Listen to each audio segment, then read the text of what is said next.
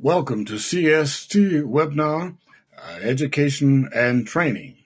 I'm Dr. Rick McKinney, President and Moderator, author of The Clinical Jesus, the Doctor Who Never Lost a Case. And our website is cstacademy-academy.com.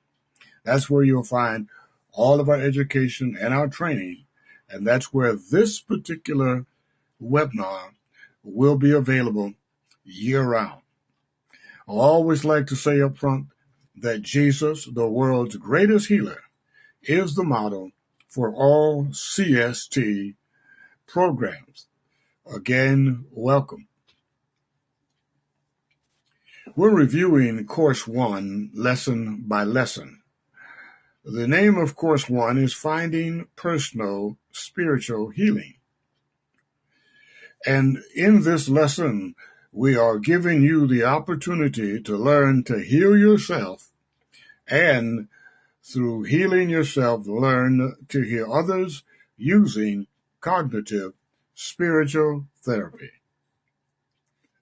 There are 12 toxic emotions that we'll be studying over the next 12 weeks. And tonight or today at this particular time, we are on the first lesson dealing with understanding fear. The problem that we are facing today is that millions of Americans live in fear every day as crime and terror increase and because America is continuously at war. Children and youth also live in fear from the elements, killer storms, etc., disease, and teen-on-teen violence. Since the government is unable to bring or establish peace in society, our safety, or peace of mind, our security, the question becomes, can the church, which serves the Prince of Peace, play a major role in leading members of their congregations and their communities into finding personal peace? The purpose of the webinar is to assist the rest student to understand the nature of fear, the different types of fear, as well as understanding the mental and physical consequences that suppressing fear will bring to the mind, body of every human. This lesson provides each student the opportunity to face their own fears and to use the REST methodology to overcome their own self-destructive pathological fears while learning to lead their future clients into the healing of their fears and the security that comes from living in the moment with God. Here are some definitions of fear. Number one, a feeling of anxiety and agitation caused by the presence and nearness of danger, evil, pain, or apprehension. Number two, an unpleasant emotion caused by the belief that someone or something is dangerous, likely to cause pain, and or a threat. Definition number three, a powerful and complex emotion, so complex, in fact, that you may not even realize when you are expressing it. And definition number four, the brain's reaction to a stimulus, where chemicals are released that raise the heart rate as well as moving the mind-body into an elevated state. So fear is a feeling of anxiety and agitation, an unpleasant emotion, a powerful and complex emotion, and the brain's reaction to a stimulus. These are all different views of the definition of fear, whether it be a definition based upon the chemistry of the body, the molecules of the body, the outcomes, or whatever. There are different ways of looking at fear because it is such a complex entity. Dr. Herbert Benson, one of our textbook authors of the book, The Timeless Healing, The Power and Biology of Belief, has written a number of thoughts on the subject of fear. Now, Dr. Benson is a Harvard a medical doctor. I believe he's a psychiatrist. And he is the chairman of one of the major departments at the Deaconess Hospital there in Boston. He documents the negative effects fear can have on wellness and health. He also documents how seriously it contributes to further sickness and death by repressing the immune system, or the immune function, because of its inhibiting nature. For those of you students that have the book already, this quote is on page 81. Dr. Benson also speaks of the permanence of fear, trauma, as our fears can be encoded and stored in our subconscious and still affect us in marked physiological, that's body operations, way. The central organ through which our fears are directed is a very small organ in the brain, the amygdala. It's a ganglion of limbic system adjoining to the temporal lobe. And the temporal lobe, of course, is responsible for our hearing of the brain and involved in emotions, especially the emotions of fear and aggression. That's the amygdala. How serious is fear in our lifetime? Well, as an example, there are two forms of death that are attributed to fear. One is called SUNDS, sudden unexpected nocturnal death syndrome. And this is something that afflicts newborn babies an awful lot. And then number two, there's voodoo death. And this is as SUNDS is a physiological death, a cause death. Voodoo is a psychologically caused death. However, the most evident and researched effects of fear on the mind-body come not from SUNDS or from voodoo, but it comes when individuals are facing a sudden, prolonged illness, such as cancer. And you can imagine why. Because it's sudden, you're not prepared for it. And it's prolonged, it's over a long period of time, so it builds and it grows.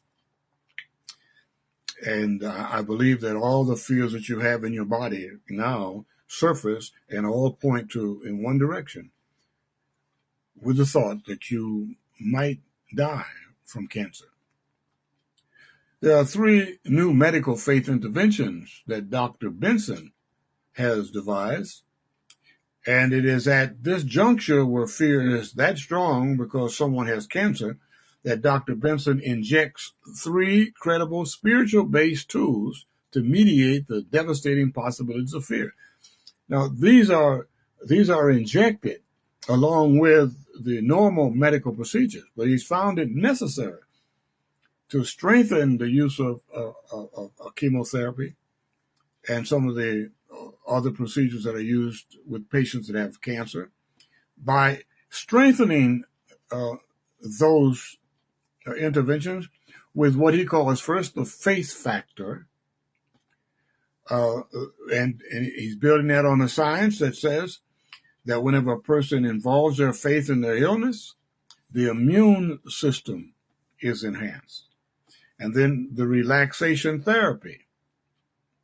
And that's based on the research that simply says that when you are relaxed, your body functions better and is able to enabled to fight the disease.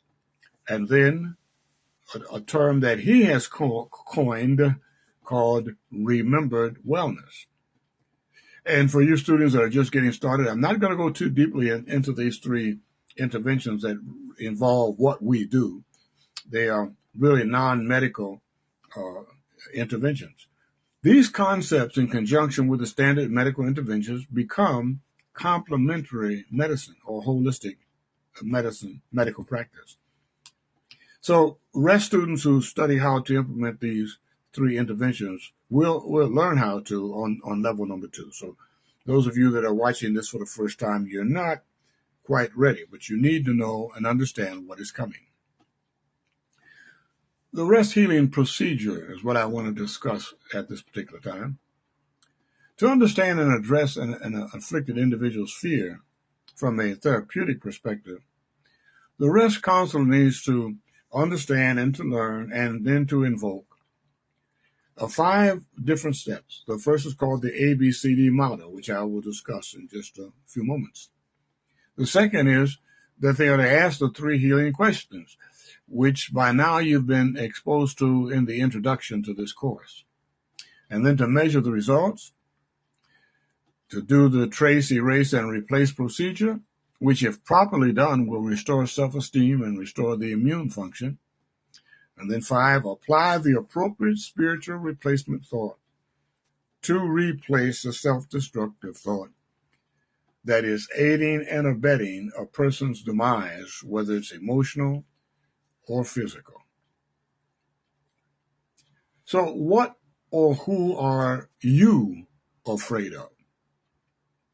I want to get into now understanding more about fear and about fear's cousin called phobias. There are a number of fears, but first of all, there's a difference between a fear and a phobia. Fear protects you from danger. Phobias have little to do with danger.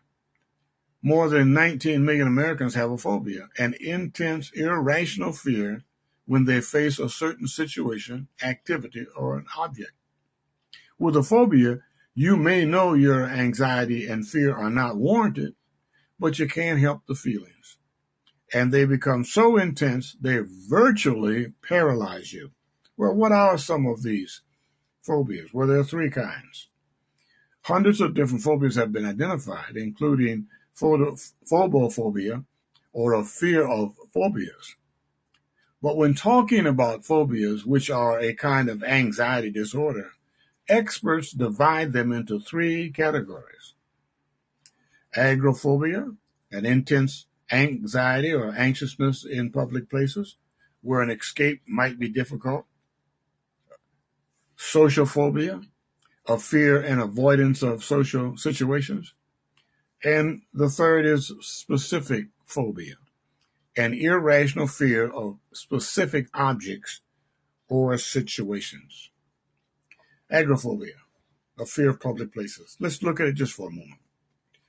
The agora was a market and meeting place in ancient Greece. That's how you can remember agoraphobia. Someone with agoraphobia is afraid of being trapped in a public place or a place like a bridge or a line at the bank. The actual fear is of not being able to escape if their anxiety gets too high. Agoraphobia affects twice as many women as men. Untreated, it can lead to someone becoming housebound. With treatment, 9 out of every 10 people who follow through are helped. And when you get to the place where you're going into your internship and you have a small group of 10 or 12 people, you may have someone there that has a specific fear, like a fear of public places or public places. And when you get to the subject of fear and you take this particular course to your clients, they will begin to understand what their fears are all about. One of the things that seems so irrational is that people who have these fears will take medication without really even understanding what their fear is all about. It makes no difference how the fear began. All right. The important thing is how the fear will end. Let's go to another fear, social phobia. But beyond being shy, someone with a social phobia is just not shy. That person feels extremely anxious and fears about how he or she will perform in a social situation. Now, you've seen people like this that break out into a cold sweat. They may even stutter, and they just feel very, very uncomfortable, very uneasy. They're moving constantly, whatever. Will her actions seem appropriate to others? That's the thought that's going through their mind. Will others be able to tell he's anxious? Will the words be there when it's time to talk? Because untreated social phobia often leads to avoiding social contact, It can have a major negative impact on a person's relationship and especially on their professional life. Claustrophobia, needing a way out. As you can see from the pictures, like being uh, bound in a small closet and you feel like the walls are coming in on you. Claustrophobia is an abnormal fear of being in enclosed spaces. It is a common specific phobia. A person with claustrophobia can't ride in elevators or go through tunnels without extreme anxiety, afraid of suffocating or being trapped. The person will avoid tight spaces and often engage in safety-seeking behaviors such as opening windows or sitting near the exit.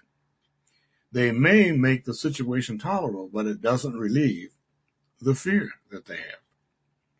Zoophobia, a menagerie of fears. The most common type of specific phobia is zoophobia, or fear of animals.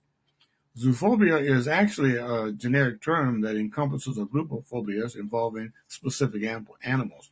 For example, arachnophobia, a fear of spiders. And you go down the line, a fear of snakes. You don't need to memorize the name, but fear of birds, a fear of bees.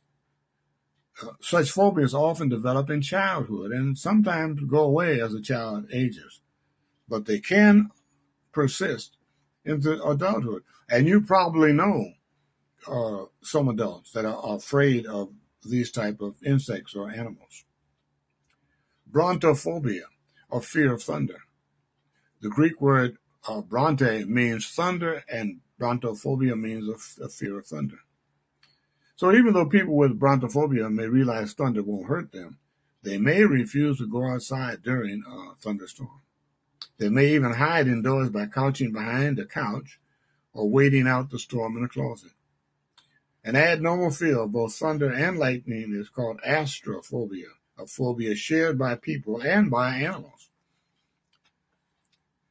Acropophobia, fear of heights. There are a lot of people that suffer from acrophobia. It's an excessive fear of heights and manifests as a severe anxiety. There are some people that they can't walk upstairs or climb a ladder. And sometimes the fear is so great that a person can't move. It can create a dangerous situation for somebody who has it. An anxiety attack can make it extremely difficult to safely get down from whatever height or high place that triggered the attack. So can you imagine somebody stuck on a ladder or stuck in an elevator or on the 15th floor of a building? It can be pretty perplexing for someone that suffers a fear of heights. Listen, here's one that's so very common because I fly on airplanes an awful lot. There are a lot of people who are afraid to fly. They have aerophobia. This phobia generally develops after a person has a traumatic experience involving an airplane, such as going through extreme turbulence or witnessing another passenger having a panic attack. Even after the incident is forgotten, the fear stays and can even be triggered by watching a film of a plane crash on television. Hypnotherapy is commonly used to identify the initial trauma and to treat this phobia. Paranormal fears. Some phobias sound like they belong on the Chiller channel on cable TV. And there are so many of these abnormal fears, such as there is a abnormal fear of related to the number 13. Something bad is going to happen to a person that pulls number 13, or somehow another number 13 comes their way. If the thought of ghosts make you overly anxious, you may have plasmophobia. And despite the fact that vampires aren't real, some people are terrified of bats. Life-altering effects of phobias. It's important to understand this. It's not just not something to smile at or laugh at because people have them. But phobias cause people to change how they live in order to avoid the object of their fear.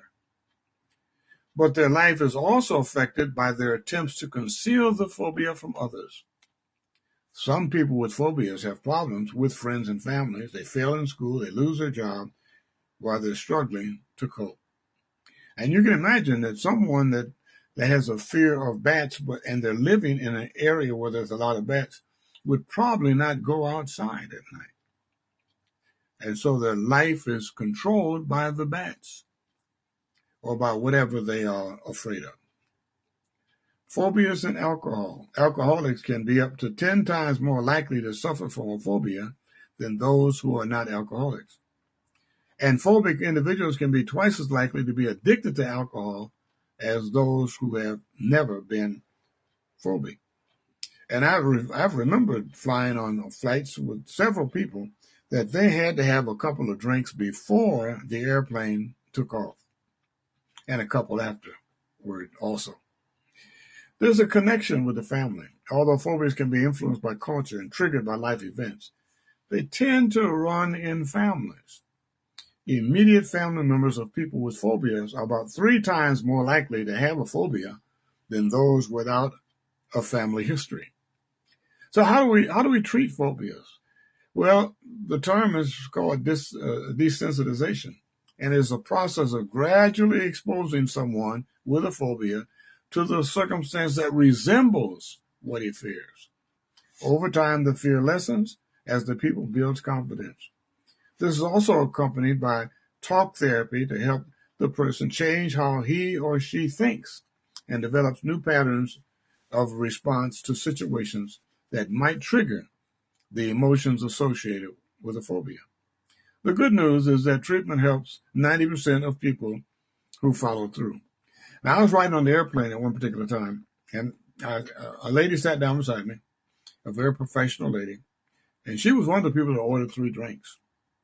And we got to talking. She asked me what I did, and I told her I was a psychologist specializing in spiritual therapy. Oh, she was just so happy. She said, I want to know more about it. But she said, I can't fly unless I have a couple of drinks. And I hope after I have these drinks, I don't fall asleep on you, because I want to know what you do. And I said, so you are in any way associated with the church? She said, yes. Are you kidding? I go to church every week. You know, I go to midweek prayer service. And she went on to talk about what she did in the church. And I said to her, well, listen, if I can help you get over this fear of flying in the next 5 minutes before they bring the drink, would you think about not drinking and so we can talk? And she said, yes, but don't count on it. I've tried almost everything. Well, the clue to me was that she was a Christian and that she believed in the dead in Christ rising, and that one day that she would come up out of the grave and go back to heaven with Christ to live for eternity. And so I put together a little scenario in which she was to think about dying, and in the resurrection, everybody around her was coming up out of the grave except for her. And she was wondering why, because she said, I've been a good Christian and so forth and so on. Why aren't I being resurrected? And then I said, she heard a voice, and the voice was 2 angels that were talking. And it was her angel talking to another angel. And he says, I don't know what to do. She's afraid to fly. And if she can't trust God on the airplane, I don't know how she can expect to go to heaven. She popped her eyes open. She began to laugh. And she says, no one ever put it that way. And when the lady came by with the drinks, stewardess came by, she told him, that's all right. I don't think I'll need it on this trip. Just a little bit of psychotherapy there. All right. To take her out of a situation by attaching what she can't do with what she expects to do in the future successfully. There are several key thoughts in this lesson, and I want to go over some of them because I don't want you to overlook what I think are the key points. And these key points are the same key points that you are going to be going over with your group in your in your first session, in your internship. So let's look at some of these key thoughts. Well, the first key thought is that the first Bible notion of human fear were Adam and Eve. You remember after they had eaten the apple and they had sinned, they had this daunting feeling that something was wrong, that what they did, even though the fruit tastes good, it was wrong, that they had disobeyed God. So they hid from God, the Bible says. And so God would come down and talk to them in the evening, and he called them and he said, "Where are you?" And they said, "We're over here hiding." He said, "Why are you hiding?" They were hiding, they said, because they were afraid of God. So the first notion that we have of fear is associated with our great four parents, Adam and Eve. The second point is that fear doesn't need to be related to reality in order to be perceived as being real. You can imagine, or your imagination can trigger the fear response in the mind and in your body. Also, fear, like all the other emotions that you're going to be studying, has a range in which it works. For instance, fear goes to a person being cautiously careful, to being frightened, and then to being scared, then to being afraid, and it can develop all the way into a stage of fright and then panic. And panic, of course, is a stage in which that person can reach the status of being a medical disorder. Paranoia and phobias are also a part of this fear factor, and we won't talk about them anymore.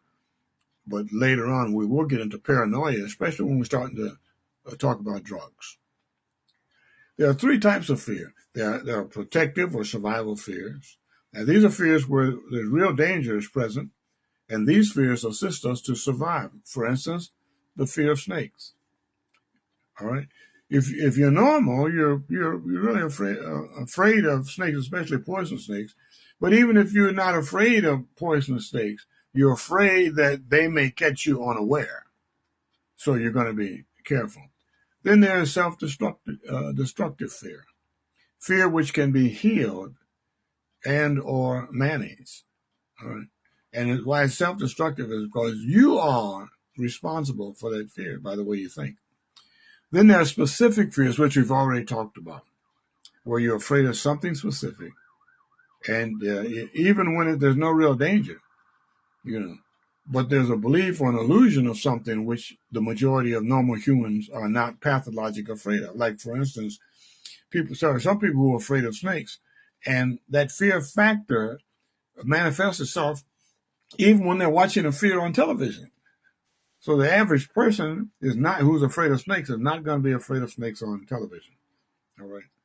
But that's about something about the specific fears. That's what makes it pathological, because it's irrational. Let's look at some of the protective or survival fears.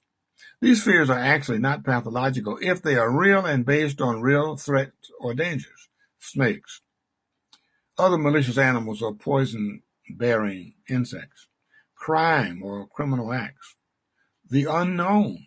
A lot of people are afraid of the unknown, of sickness and of death, needles or medical shots or even surgery, speeding autos, and lastly, a fear of germs. All right. So these are rational fears if they're based on a real threat or a real danger, and all of them normally are. Then the self-destructive fears are fears that you can change, all right, through psychotherapy. These are the fears that when they come up in the groups that you are going to be doing during your internships or one of your internships, these are the ones that you can use that ABCD process that you read about in the introduction, in which I'm going to go over in this lesson. Fear of failure. That's a mental thing. Fear of success, another psychological. Fear of relationships, fear of pain, fear of sickness, and fear of being lost eternally. And then finally, fear of God. A fearful life. There are some kids who start out with a lot of fear, and the mind-body social consequences of that fear and phobias affect every system of their mind-body, including their social systems, by the time they're an adult. they carry the memories of those childhood fears over into adult life. And all the time it's been affecting their mind, it's been affecting their body. And it has a lot of social consequences as such. The biology of repressed fears. Now, I want to talk a little bit about the repressed fears. You're going to be doing a lot with biology. And remember now, Dr. Benson's book is called The Biology of Belief. Timeless Healing, The Biology of Belief. So most of the stuff on the biology of some of these emotions, he talks about, and I will be pulling a passage strictly from his book. Our hidden fears can arise to a level of panic. And as they arise, the immune system can go down as well as self-esteem. All right. So what Dr. Benson has found is as hidden fears arise, these are fears in your subconscious, your immune system can go down, which makes you susceptible to disease, as well as your self-esteem, which makes you susceptible to not succeeding in relationships. So according to Dr. Benson, in such circumstances, you have to believe. Here's that word, the biology of belief. You have to believe in yourself.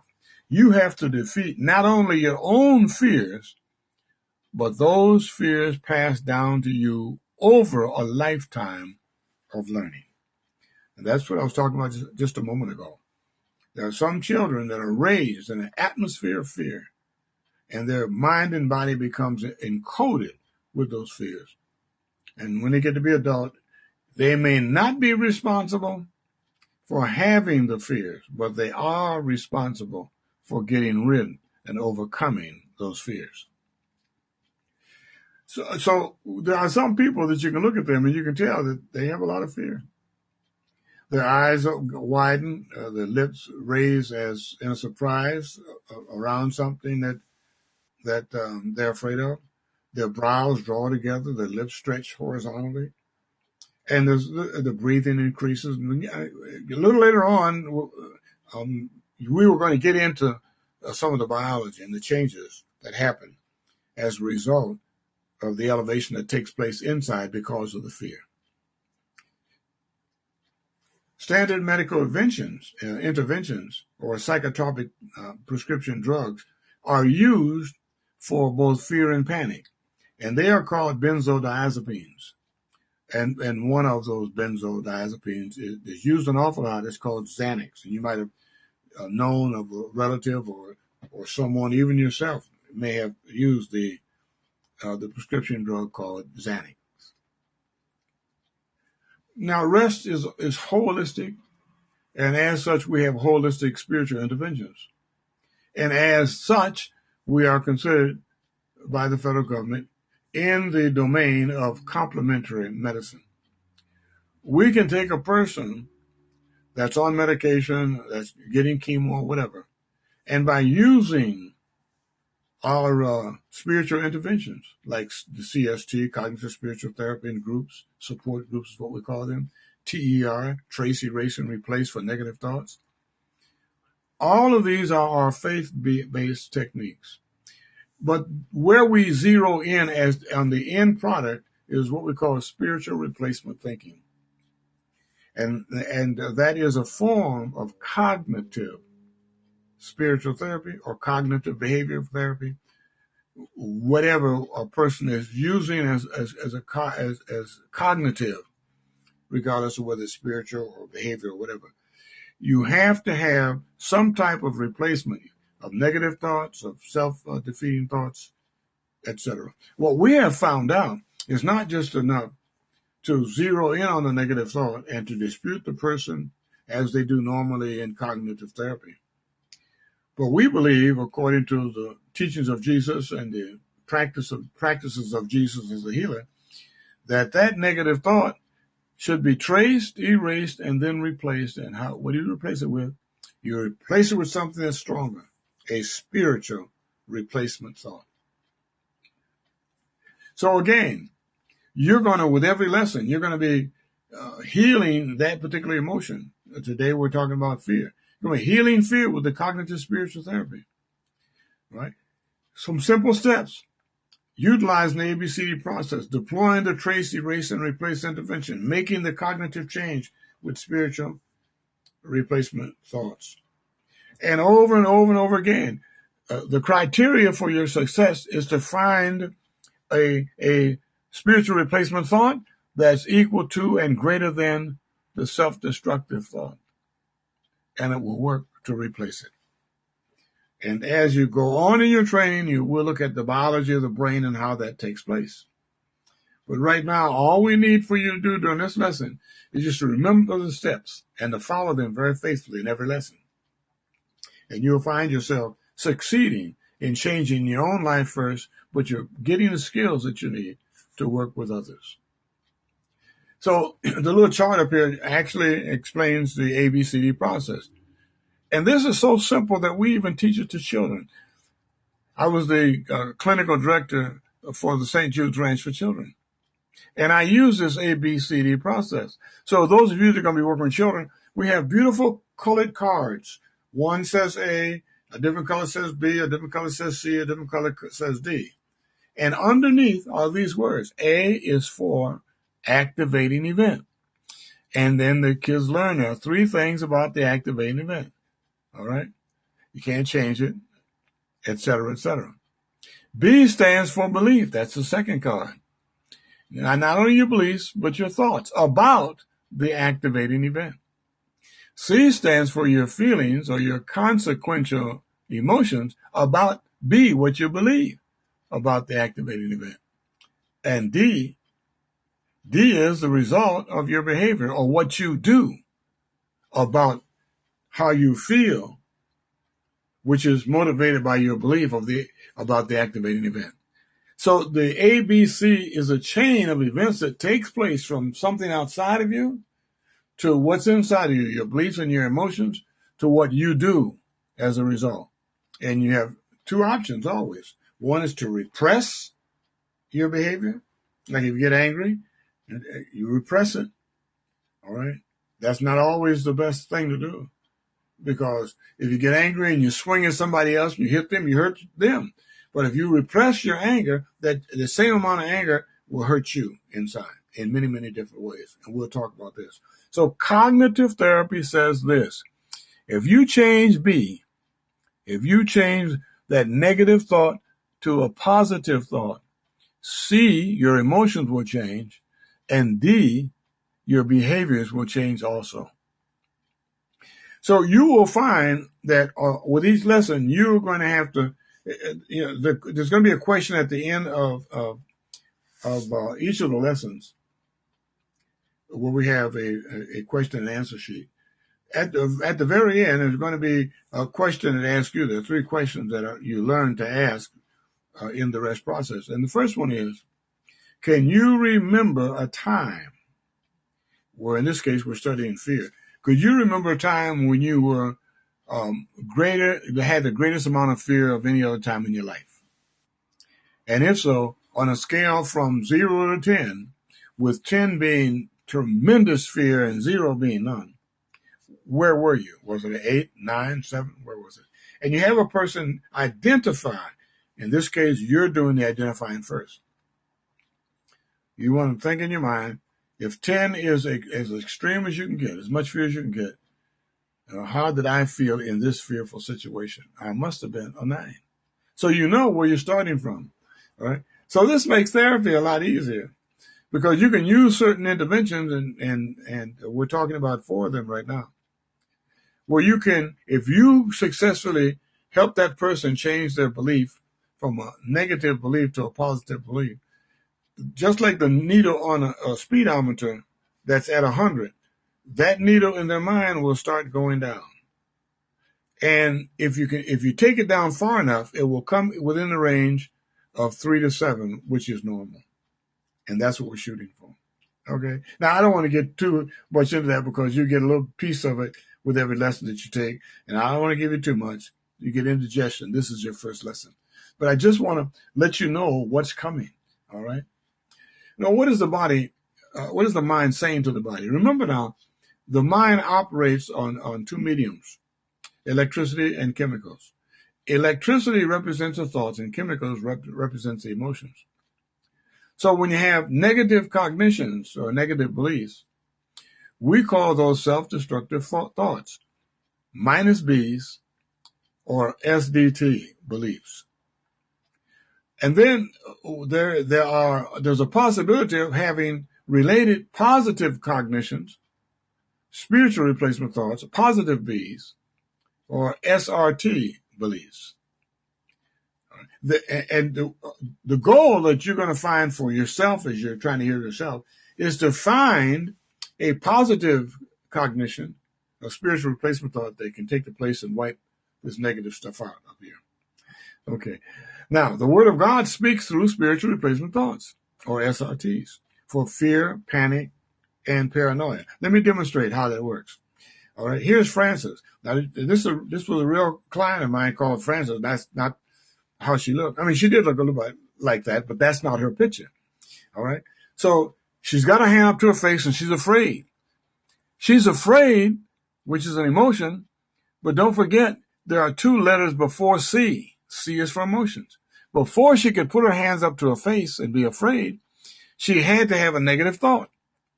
And before she had a negative thought, she had to have an activating event, something that triggered that action. So she had a negative activating event. It could have been she saw a snake. Okay. And she had a negative thought about it. Oh my God, it's going to bite me. I'm going to die. And she felt fear at a 9 or 10, and she is paralyzed and puts her hand up to her face like this. She's just frozen there. You can tell, look at her eyes, etc. Okay. So what was she saying to herself in this instance? She says, sometimes I'm so afraid that I'm losing my mind. Well, wouldn't that be something that people would put up here, right, where their temples are here, if they're losing their mind? Yes. That was a thought that's going through her head. That was her negative, self-destructive thought. Now, why we call it self-destructive? Because if she keeps thinking this thought over and over again, all right, just remember, all right, that the Bible says we are what we think. So if she keeps thinking about the fact that I'm losing my mind, guess what will happen? Yeah, you're absolutely right. She'll start having mental problems. Okay. So when working with her, we had to try to help her come up with a SRT that was more powerful than sometimes I'm afraid that I'm losing my mind. Well, how we do that? We have a nice little way of doing that. We find a scripture in the Bible that's talking about some of the things that she has in that sentence. All right. She is losing something. What is she losing? She is losing her mind. And what is the culprit here? Fear. All right. So she found a text over in 2 Timothy 11:7. Now, actually, you have a chart along with your lessons, and after each subject, there'll be 7 different scriptures that relate to, in this case, fear. And you're to choose the one that's best for you based upon what you're thinking. So she found this text over in Timothy that says that God has not given us the power of fear, but of a strong mind. That's what she wanted. The biology of belief. I know that Satan is trying to weaken me, weaken my mind, she began saying to herself. But I must remind myself that God has promised to protect those that serve him and to give them a sound mind that Satan can't control. And she did a very good job of that. Now, as long as she is saying that and she's believing it and believing it and believing it, that other negative thought will cease to exist. All right? Here's another self-destructive thought that she had. She said, I'm afraid that people will be violent with me and hurt me. All right? So we went back to work and she found another scripture over in Psalms, the 27th chapter, verse number 1. And so she said, well, the Bible tells me to fear not, for God is the light that keeps me safe. I will not be afraid of what people can do to me or could do to me. And she now repeats that over and over every time she's afraid that somebody is going to harm her. Okay, we've covered a lot of territory with this particular dealing with fear, and the next lesson is anger.